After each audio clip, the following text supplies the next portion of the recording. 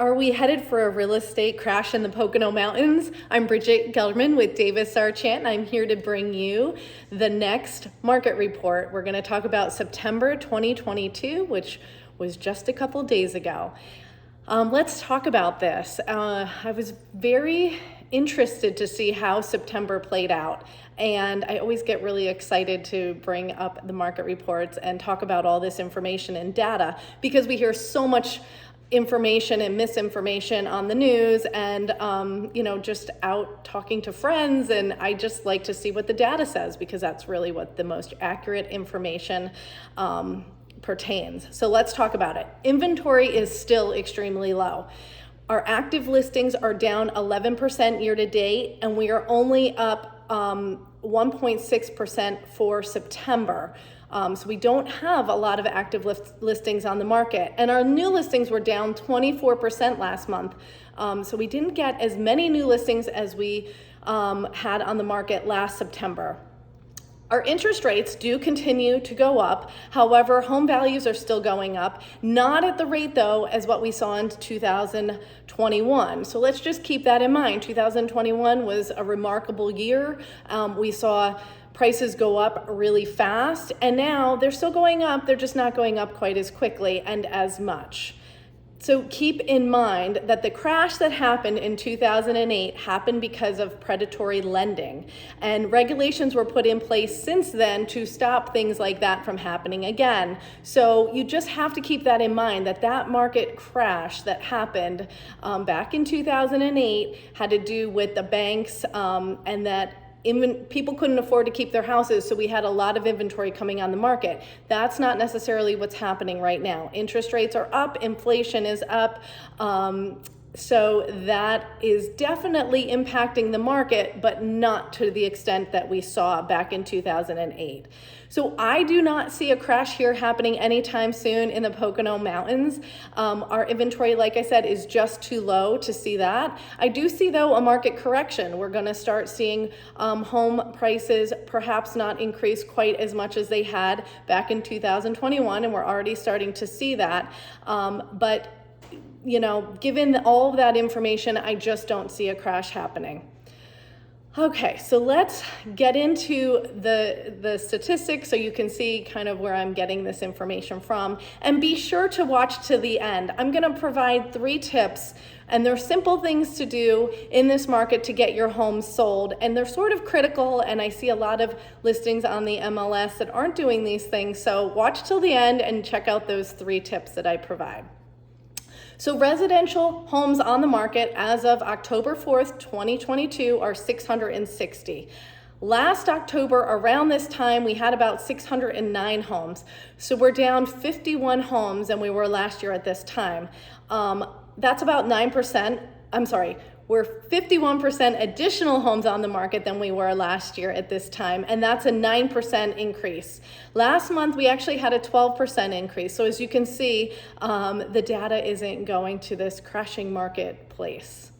Our average sales price for September, $322,000, and that's a 12% increase from September 2021. So this is why all this data and all this information doesn't necessarily make sense to go and head towards a crash. We actually had a pretty good September.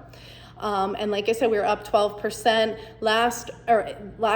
The month of August, we were up 3%, July 9.6%, and then June 3%. So you can see that our average sales price is not necessarily always going up by this huge percentage every month, but we are still increasing either slightly or pretty decent.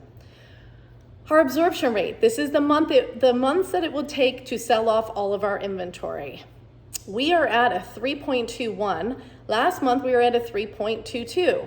So we actually had a pretty good increase in August of 2022 from July. It was about a 30% increase, but this past September to August, we were flat essentially. So we're not seeing that absorption rate go up. Now we were down, oh goodness, let me look back on the data. March of 2021, we were only at a 1.31, but let me put this also into perspective. The real estate market crash was the fall of 2008. During that time, our absorption rate was a 16. 2006, it was a 10. So that was a very, very healthy market in 2006, and our absorption rate was at a 10.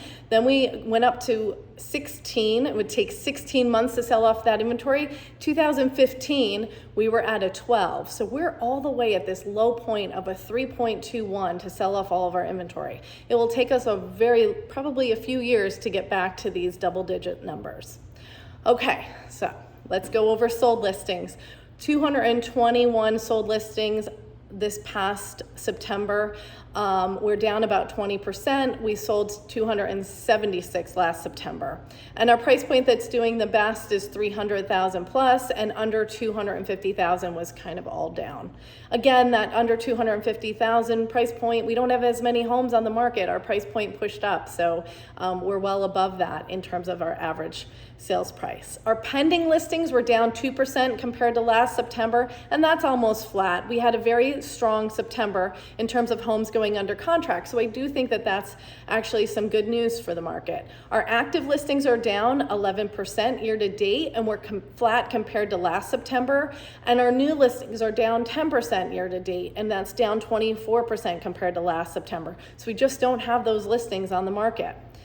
And like I said, we have 660 homes on the market currently right now in October. September was 708, so we are seeing that inventory decrease, which is very, very normal and traditional heading into winter.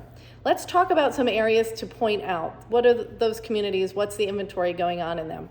So in the Hideout, we have 76 active homes on the market. Last October, we only had 32. We know in the Hideout, they tightened their restrictions on short-term rentals. That is definitely playing out in terms of how much active listings are on the market. Last month in September, we had 76 active homes on the market. So we're about flat. We haven't had a huge increase in inventory in there. Fawn Lake, this one's interesting. October, we have right now 9 active homes on the market, and last October we had 14, so our inventory is actually down in Fawn Lake. Mast Hope, we have 17 active homes on the market. Last October we had 9, and last month we had 18 active homes on the market. So it's pretty flat in terms of how many homes are coming on the market, but we are actually almost double what we were for October of last year in Mast Hope. Tanglewood Lakes, we have 6 active homes on the market right now, and last October I think we were actually flat as well. So Tanglewood Lakes is holding its own. Let me see here. Yeah, October we had 6 as well, so we're flat in there. Wallenpaupack Lake Estates, we're down a little bit. We only have 9 active homes on the market right now, and last October in Wallenpaupack Lake Estates we had 12. Let's talk about Lake Wallenpaupack lakefronts. We have 16 active homes on the market right now. Last October we had 10. September 2022 we had 19, so our inventory is going back down, but we do have slightly more than we had last year at this time. Non-Lake Wallenpaupack lakefronts were actually down. We only have 44, and last October we had 49. So let's just talk really quick. Pointers to sell your home in this market. I always like to point out some things that people can do, especially when I see information on the MLS and I see these listings and I think to myself, oh my goodness, there are so many things that a seller can do to get their home sold, which is, something I'd like to point out. Make sure your home looks great. Stage your home. And I don't mean hire a company to bring furniture in. I mean depersonalize. Get rid of clutter. Remove items off of bookshelves and your counters. Clear things off. That is a real simple way. It does take some time. You do have to pack some stuff up and hide it. But it's a really good way to depersonalize and declutter your home.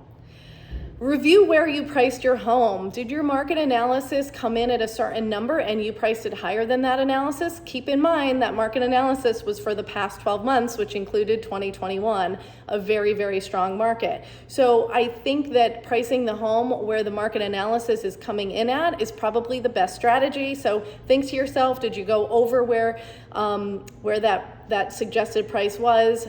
And if you did, you may want to revisit that and possibly do a price adjustment. And then marketing matters. When the competition starts to increase, your marketing, your advertising, and your photos and the quality, all of that stuff does matter. So keep that in mind. Look at your photos, check out the quality, see what it's like, and reassess that and make sure that you're getting the proper exposure out in the marketplace. Those are my tips. That is the market report for September 2022. Thank you so much for watching my video, for liking my page, and subscribing to my channel on YouTube. I'll be back next month. Bye.